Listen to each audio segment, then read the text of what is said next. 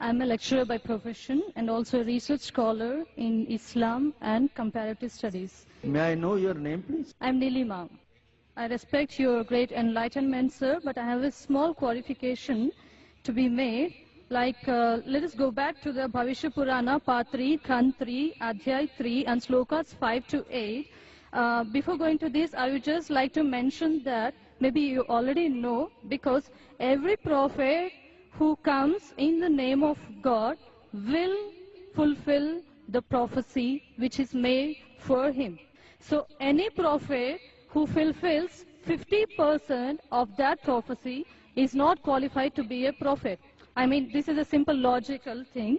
So now coming back to the Bhavishya Purana, you talked about the Mleccha leader saying that he is none other than Muhammad. Okay. Now I accept the first half of the thing, of the sloka you said, but the second 50% which is still ignored.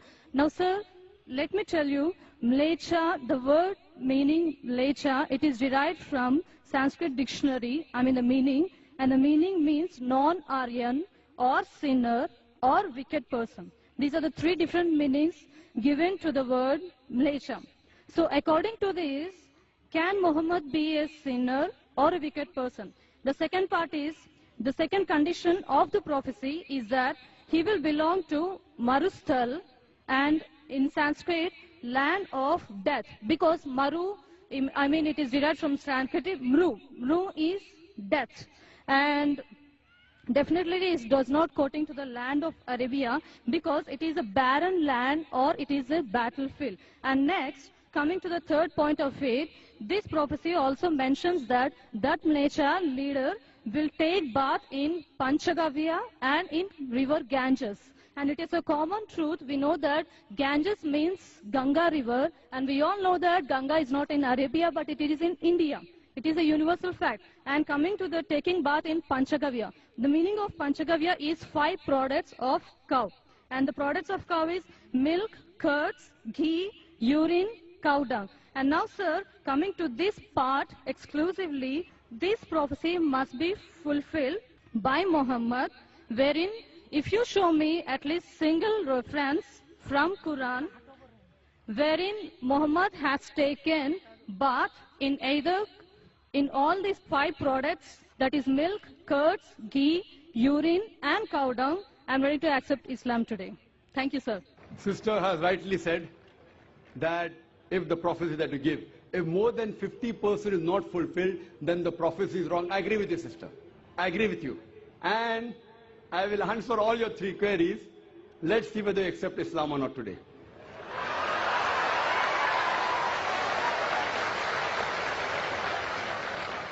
That's a different thing, that you may not agree with the truth.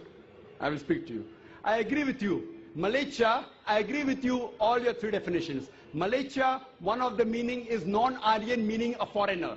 One of the meaning is sinner, one is a wicked person. That's the reason, like the Hindus, they call the Muslims as Mleccha. When they say that, they mean actually wicked and sinner. But the other meaning is also foreigner. As far as when I speak, when I quote from any scripture, while quoting and while taking the meaning, it's not necessary that if the word has got 4 meanings, then more than 2 meanings should be correct. No. Even if one is correct, the meaning is right. For example, the Quran says that don't have pig. Today, if you open the dictionary, one of the slang meanings for pig is a cop, means a policeman. So one meaning is pig, the other meaning is a policeman. But naturally the Quran and the Bible, when the Bible says in the book of Leviticus chapter number 11 verse number 7 and 8, in the book of Deuteronomy chapter number 14 verse number 8, and the book of Isaiah chapter number 65 verse number 2 and 5, when it says don't have pig, it doesn't mean don't have a policeman. If you are a student of comparative religion, if there are 10 meanings, even if one is correct, you have to choose the right one. 2 may be correct, 3 may be correct, all 10 may be correct. But even if one is correct out of 10, it can fulfill the prophecy. So here I agree with you, sister. Mleccha does mean non-Aryan. To Indian, it will be a foreigner. And I said in my speech when I translated, a Mleccha means a foreigner. Now you want to go in the wrong way and say Mleccha means wicked here. That is a misunderstanding, sister.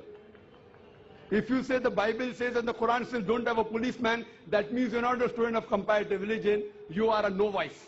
If any one of the meaning fulfill the prophecy, one more thing, if there's a doubt, there are 10 points I mentioned, all the others can't be refuted. Your second meaning, marustal. One of the marustal I do agree, mar means death, but the other meaning of marustal in Sanskrit is a sandy track. You go back to the dictionary today and open. In our Islamic Research Foundation, we have a Sanskrit dictionary also, sister. I am a student of comparative religion. I do agree, one is a place of death, the other is a sandy track. So why are you taking the wrong meaning? That means you are going out of the way.